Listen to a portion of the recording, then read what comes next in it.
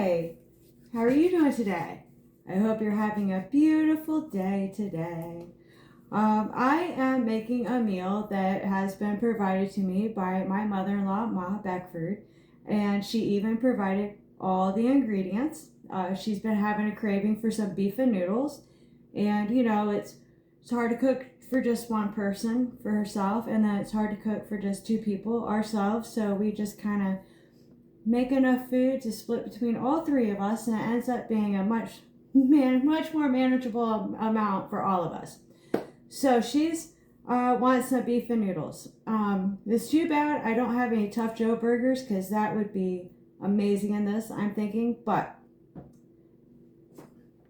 April's almost here, and that's when we'll be getting all our licensing and permitting and all that good stuff done and getting ready for the season for May.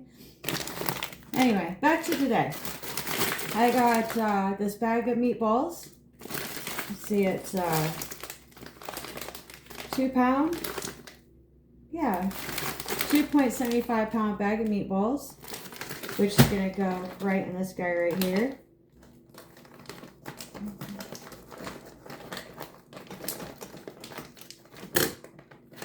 They're a little bit frostbitten. I think she's had them for a hot minute. That's all right.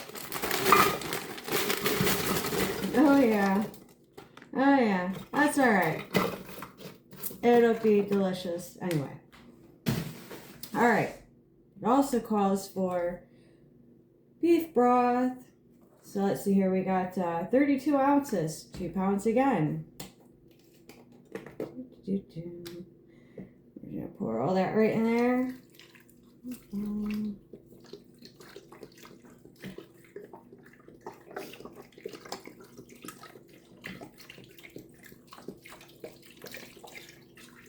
Oh yeah. Yep. All that right on in there. Then we have our can of mushrooms. This is just a little 8-ounce can. I'm thinking I'm supposed to strain these.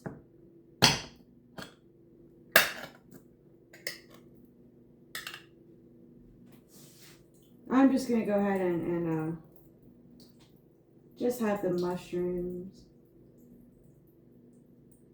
I mean, she gave me directions, but I'm pretty much assuming it just throw all the things in there. This time I'm just going to keep it on low the whole time. I'm not going to put it on high like at all. And I'm going to check it a little more often as well. Because it also calls for these extra wide noodles. I was probably supposed to put these in first, but I'll mix them up. It'll be fun. Wow. Let's see, 16 ounces. I got some beef gravy, 2 cans of the beef gravy. Yeah.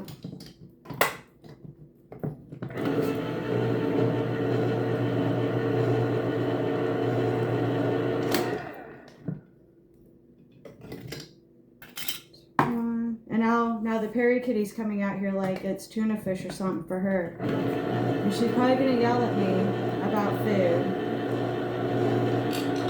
But like the youngest said, she'll be on her throne of lies, crying about food. There's no tuna fish. Just because I open a can doesn't make it for you. You just step off and leave me be. Yeah, no, there's nothing for you. No tuna fish here. Handy dandy little tiny spatula. Yeah, I probably was supposed to put the noodles in first. Oopsies. I probably should have read her directions. But this is why this is a learning cooking kind of a thing. If I mess up, we all get to learn about it together, yeah? Or we get to learn something new that we never heard of before through the mess up. All right.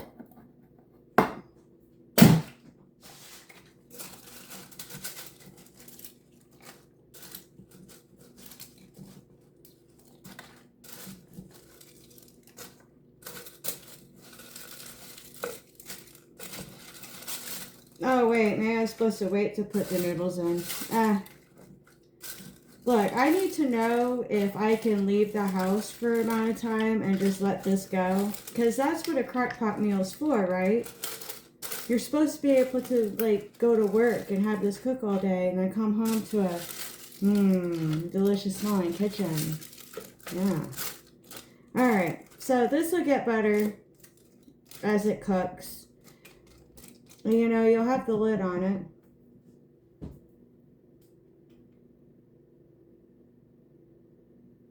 Oh yeah, I was supposed to put the noodles in at the end, but oops. Alright, so we're just gonna put that on there. Plug this in right here. We'll kick it to low and we'll give it time. And I will see you in 4, 6, I don't know. Whatever. I'm going to check it often though, since I am home and I have, you know, the opportunity to check on it. I'm going to check on it, especially after what happened to my rice. So, I made my beef and noodles and I had another learning moment. I have learned that I am never, ever, ever again putting rice or pasta in a crock pot. Specifically, not my crock pot, because I don't think it's cooking properly. So I had it on low, and it was only 2.5 hours. And my noodles were mush, like non-existent mush. There's no saving this. I looked. Now, if there was a way for me to separate the noodles, and if, I don't know, they say there's ways that you can revive your noodles if they're mushy, but not when they're this far gone. No. If they still had some structure to them, but they were just overcooked, you could take them and put them in a frying pan on the stovetop and get your pan really, really hot with a little bit of oil in it. And then kind of, you know, stir them around in the hot pan for a few minutes, and that'll help get rid of the excess moisture and bring back that little bit of the al dente that you're looking for. So I did learn that. So that's good to know. I also learned that if you are putting your noodles in soup, it's probably best to, so you know how you're making your soup, like our chicken noodle soup, whenever we serve it at the Sip and Shop in Fostoria, we always worry about holding the soup for so long, and as the soup is being held and hot, that our noodles are slowly breaking down. And so I did learn a trick that I think we're going to try. So not only do you want to cook your noodles separate, like not in your soup, and maybe cook them a little less than al dente, like a minute or two less, because then when you add them back to your soup, they'll finish cooking off and hopefully not cook anymore. Also, I'm definitely gonna try this. I already wrote it down in my notes on my recipe for our chicken noodle soup, that we're gonna cook the noodles separate in its own broth, and then we're gonna drain the noodles, and we are going to put the noodles with a stick of butter. And we're going to let the noodles get all coated with that fat from the butter. And evidently that's supposed to be a barrier for the noodles and the broth. So once the noodles are thoroughly coated with the fat from the butter, it should prevent any more moisture coming in from your broth. Which makes sense, because like when you make cookies, I'm going to give away a secret that I probably shouldn't give away, but when you make chocolate chip cookie dough, specifically, that I know for sure works, if you can hold on to your cookie dough and not make or eat the cookie dough for 3 days, leave it in your refrigerator for 3 days, and then cook them, they're so much better, because the butter is a barrier between the ingredients combining thoroughly together. So if you want your chocolate chip cookies to be crispy on the outside and all gooey and melty and yummy in the middle, That's the trick. I really shouldn't give this to you, but I did. And what I would do is I would take my cookie dough and I would roll it into a log, kind of like, what you buy at the store, and I'd wrap it up with the saran wrap and put it in the refrigerator. And I would even make a bunch ahead of time and put them in the freezer. So that way, whenever I had a hankering for some chocolate chip cookies, I could just take them out of the freezer, let them thaw, and then cut them, put them on a baking sheet, and cook them up. I mean, it's like the simplest thing in the world. And you will have amazing cookies. A friend of mine years ago sent me a link to an article of a gentleman. I can't remember his name right now, or I post the link and give him credit, because he actually did experiments with chocolate chip cookies and holding them for amounts of time to see how they would turn out. So my beef and noodles, my noodles are mush. I failed again with the Crockpot, but that's okay. I've learned a lot, and hopefully you have learned a little bit too through my failures, mistakes, whatever you want to call them. So they are good. I mean, it's still the the beef's still good. The mushrooms are still good. It's just the weird texture of the noodles. I'm trying to figure out what I can do to maybe add something to this.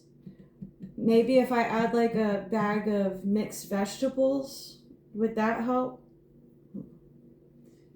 Maybe put a little bit of flour in there, kind of mix it up and make it like a thicker kind of a, because I did put gravy in here, but maybe make it thicker. Maybe that would help with the noodles and break the noodles down more. I don't know. I'm going to keep researching. If you have any tips, ideas, something I could try with my beef and noodles to, yeah. And again, there's no seasoning. So the recipe, I didn't put any salt, pepper, nothing like that. So again, you'd want to season this to your desired taste that your taste buds really enjoy. And definitely don't cook the noodles in the crock pot. Cook them separate. Cook them a little shy of fully cooked, because when you're going to put them in here to get them all incorporated that they're probably going to cook the rest of the way. All right, guys. Well, we will see how I do next time with my cooking adventures, and I hope that you enjoyed this video. Yeah. All right, guys. Well, I will see you later.